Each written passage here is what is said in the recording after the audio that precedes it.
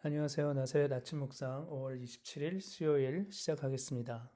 오늘 제목은 서비스라고 정했고요. 본문은 예레미야 26장입니다. 그 중에서 19절 말씀을 읽겠습니다.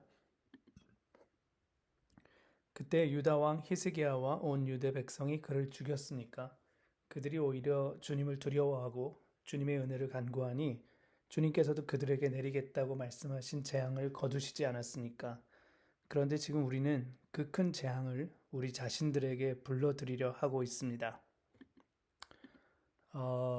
오늘 그 예레미야 26장에서는 하나님께서 그 예레미야에게 미션을 주십니다. 이때는 남유다가 거의 멸망하기 직전이죠. 어, 성전하러 예배 오는 사람들한테 그 성전에서 이렇게 전하라는 거예요. 메시지의 내용은 이런 겁니다. 너희가 악한 길에서 돌아서라. 그러면 재앙을 거둘 것이다. 만약에 그렇지 않으면 내가 너희를 멸망시켜 버리겠다.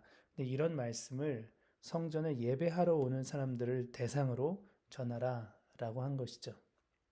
근데 이 얘기를 이제 사람들이 듣게 되고 거기에 대해서 이제 여러 가지 반응이 나옵니다. 먼저 제사장들과 예언자들, 그러니까 예레미야와 같은 업에 속해 있는 사람들이죠. 이 사람들의 반응은 예레미야를 죽이려고 합니다. 내가 너희를 반드시 죽이겠다. 뭐 이렇게 나옵니다. 그 메시지를 어, 인정할 수 없다 이런 거죠. 그런데 두 번째는 유다의 고관들, 그러니까 정치 지도자들, 행정 그 지도자들이죠. 이런 사람들의 반응인데 이 사람들은 예레미야의 말씀을 다 듣고 나서 뭐라고 하냐면 이거 주님의 말씀을 전하고 있는 건데 뭐가 문제냐? 이 사람한테는 죄가 없다. 이렇게 이제 얘기를 합니다. 반응이 엇갈리죠. 그래서 지도자들과 종교인들과 반응이 엇갈립니다. 근데 이때 이제 지방의 그 장로들이 그 지역의 유지들이죠. 어르신들. 이 사람들이 이제 이 말씀을 듣고 이런 반응을 보입니다. 야, 히스기야 때도 미가라고 하는 선지자가 똑같은 말씀을 전했는데 그때는 그 선지자를 안 죽였다. 그리고 오히려 주님의 은혜를 구해서 그때 재앙을 다 피해가지 않았냐. 이런 반응을 보입니다. 근데 이런 메시지를 전한 선지자가 예레미야만 있는 건 아니고 하나님께서 우리아라고 하는 선지자도 같은 메시지를 전하도록 했었거든요. 근데 그때 여호야김이 그 왕이 그 메시지를 듣고 그 우리아 선지자를 잡아 죽이게 됩니다. 우리아 선지자가 이집트까지 도망을 갔는데 이집트까지 사람을 보내서 결국 체포해 옵니다. 그리고 그 사람을 죽입니다. 처형하죠. 똑같은 하나님의 말씀인데 이렇게 자기의 이해관계에 따라서 지금 메시지를 해석하는 게 다 다르고 받아들이는 게 다 다릅니다. 신앙생활하기 참 어려운 거죠. 사실 요즘 신앙생활의 주된 이유는 우리 모든 많은 분들이 좀 평안을 얻고 교회 와서 좀 위로도 얻고 이런 그 목적으로 오시는 경우가 상당히 많습니다. 그러니까 자연스럽게 평안, 위로, 격려, 축복 이런 메시지를 전하는 교회들의 사람들이 몰리는 경향이 생기는 거예요. 그러다 보니까 모든 교회가 메시지를 이제 평안, 위로, 축복 이런 쪽으로 또 기복적인 메시지로 전하게 되는 것이죠. 왜냐하면 그래야 사람들이 오니까. 그러니까 이제 어느덧 교회의 서비스는 주님을 위한 예배가 아니라 성도들을 위한 마케팅이 되어가고 있다. 좀 이렇게 심하게 말하면 그렇게 볼 수도 있겠습니다. 요즘은 사실 교회를 선택할 수 있는 시대가 됐잖아요. 내가 다니고 싶은 교회를 내가 선택합니다.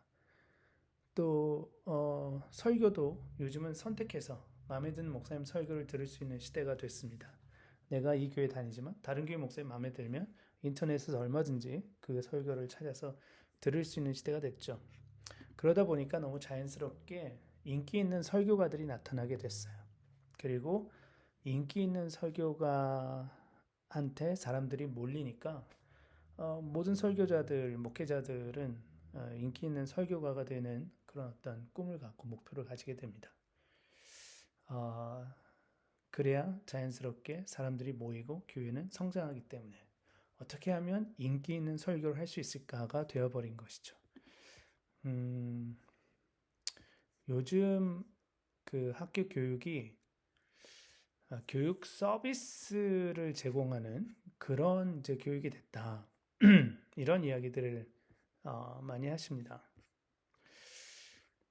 선생님은 서비스 제공자가 됐고 학생들은 서비스를 제공받는 고객이 됐다. 그러니까 이제 그 결과 어떤 문제가 나타나냐면 서비스 받는 고객 입장인 학부모가 싫어하는 수학여행이나 소풍이나 운동회나 이런 행사들이 학교에서 사라지고 없어져 간다는 거예요. 왜냐하면 그거 하면 고객들이 서비스 제공받는 사람들이 싫어하니까. 교회도 성도들이 좋아하는 프로그램으로 사역을 채우게 됩니다. 그래서 그런 프로그램이 없는 교회는 경쟁에서 뒤처지게 돼요. 그렇기 때문에 앞다투어서 어떤 교회에서 이런 프로그램으로 사람들이 모였다 하면 그 프로그램을 배우러 모이고 또 그 각각의 교회에 비슷한 프로그램을 채워넣게 됩니다. 이게 일종의 고객 유치용 사역들을 구비해 놓는 것이죠. 선지자인 예레미야를 죽이려고 한 게 사실 다름 아닌 제사장들과 선지자들이었어요.